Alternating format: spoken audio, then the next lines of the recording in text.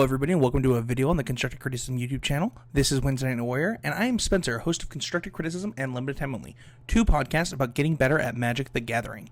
This week, I'm going to talk about something that I'm pretty passionate about and that I've wanted to talk about for a long time, and that's ban culture in Magic.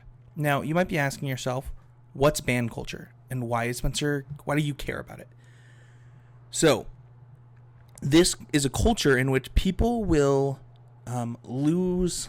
I like to say that they lose at games of Magic, or they don't even have to play the game of Magic, and they'll instantly see something, and they'll want bannings to happen. So, the two formats where this happens the most are Commander and Modern. And I actually believe that Modern and Commander created this ban culture in Magic, and I believe that pretty strongly, actually. I think that specifically those two groups of players, the ones that are very invested in those, really like certain things about their decks. And this is beliefs, by the way. This is just me saying what I believe about what started this all. I'm not saying that it's factual. It's just what I've noticed and what I think. And so these players will either lose to decks that they don't like constantly, the strategy that they love can't beat it, or things like that. And what you see cards get banned through sheer force of the community complaining about things.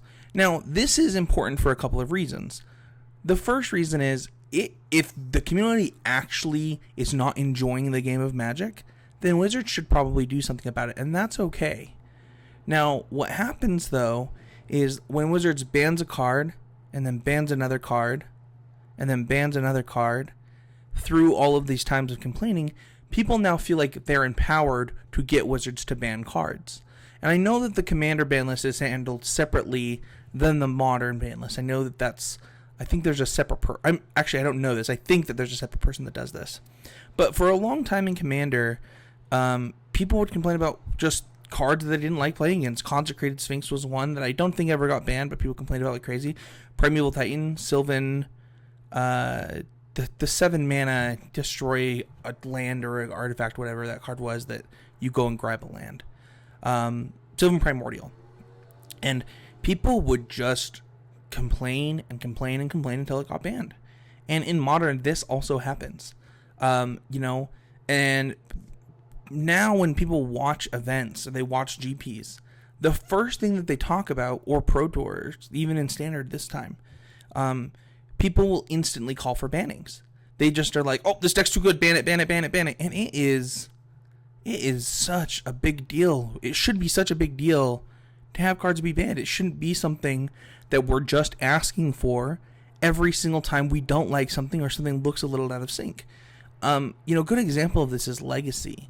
And while Legacy right now is not in the greatest spot, I want to remind everybody about the time that True Name Nemesis was printed. And you go back to that time of True Name Nemesis, and people were like, this needs to be banned. This is terrible. This is the worst thing that's ever happened to Legacy. And people just were freaking out. And the format just adjusted. Now, you could say that it adjusted into the format we have now, which is where Terminus is reigning supreme. But, True Name Nemesis wasn't a card that couldn't be answered, that couldn't be fixable. It was fixable. Innocent Blood, Liliana, Terminus, these were cards that answered this card, and the Legacy card pool was so big that it was able to fix itself. Modern oftentimes would have been able to fix itself. There were a lot of things, but what's happened to Modern is they've taken the card quality down and down and down by banning the best cards. So now there's not room for adjustments to happen. Except for in the printing of new cards. And that's a huge problem when you look at what people want out of Modern. They want to be able to play their favorite decks. They want their favorite decks to be good sometimes. But because they've banned so many cards, these blue-white decks that people want to play without Ponder or Preordain, having to play Serum Visions is just not going to be that powerful. The same thing is true for a lot of decks. And this happened because when Storm cards got banned, when Seething Song got banned, Storm wasn't even one of the best decks.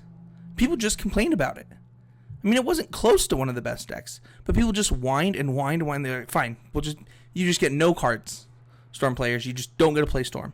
When what they could have just done, if that's really what Wizards wanted to do, is they could have just banned Grape Shot and banned Empty the Warrens and said, sorry guys, like you don't get to play this style of deck.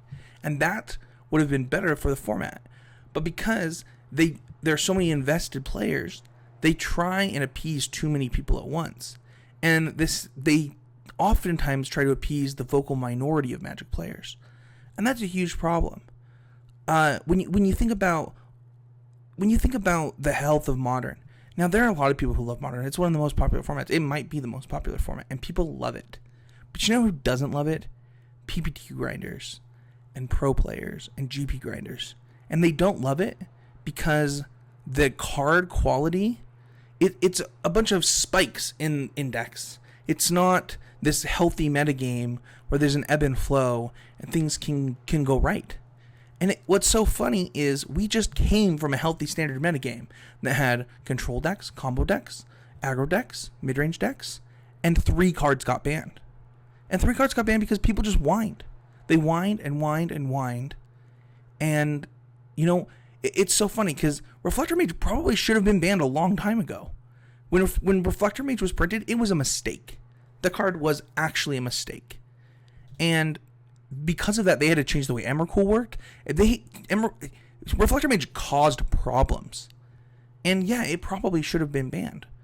But the thing is that what happened is people complained later and just never came back to standards. The numbers dropped. So Wizards had to do something drastic. And we don't want them doing drastic things. That's bad for the new player picking up a deck. That's bad for a lot of people. You know, while Reflector Mage getting banned probably doesn't affect, you know, the value of your collection as much as you think it does. You know, maybe you can audible into Green White or something like that. There could be a little kid at FNM that it impacts. And, you know, it's so funny. There's a few things in Magic in its culture that just blow my mind. One of them is people wait for the Pro Tour to buy Magic cards because they're so worried about their investment that they're like, well, I'm not buying any Magic cards until I know what the best deck is. Now Wizards has announced this 6-week later announcement ban after the Pro Tour, and now people are going to buy cards until 6 weeks after the Pro Tour. I literally had people ask me, can I buy these? Should I buy these? What should I do? And I'm like, dude, if you're gonna get value out of your cards just by playing with them, just go play Magic. Go win store credit. Go win the card's value back. That way if they ban it, it doesn't matter. But people really do worry about that. And it's so hard because at the same time, people also sell their entire collections 2 months before rotation. So there's a dead time in Magic where multiple stores won't be able to fire events because nobody buys Magic cards because they want to sell them earlier and earlier and earlier and earlier to get the most out of their cards. And this banning culture that is, you know, all over the Twitch chat and all over YouTube and all over Twitter, it's really bad for Magic because it's going to make it so nobody will buy cards. We can't get new players and the game will die.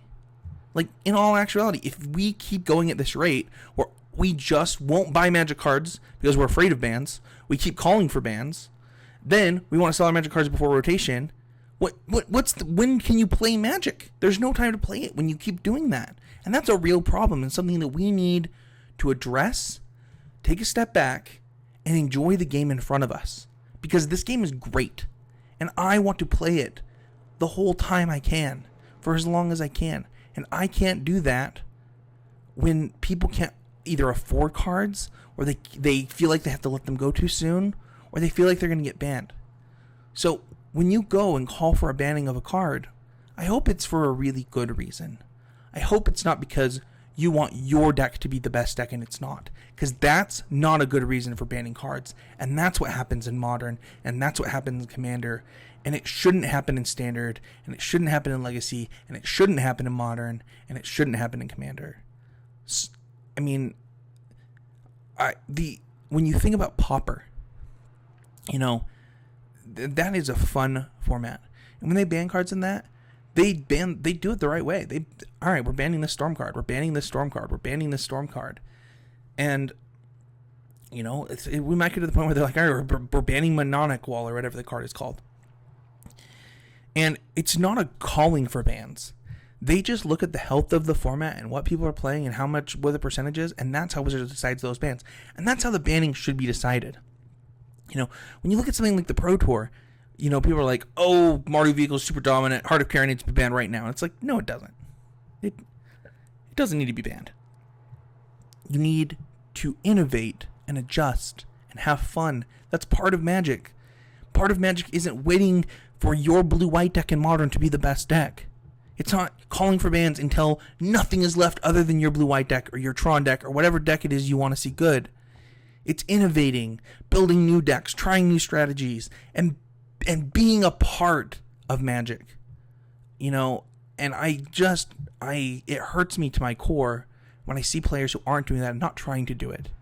So please, I beg of everybody, let's change this culture, and let's all be innovators, and let's build great decks, and let's go win matches of Magic, because it's really fun, and we should enjoy it as much as from week 1 of the format until the last day of the format.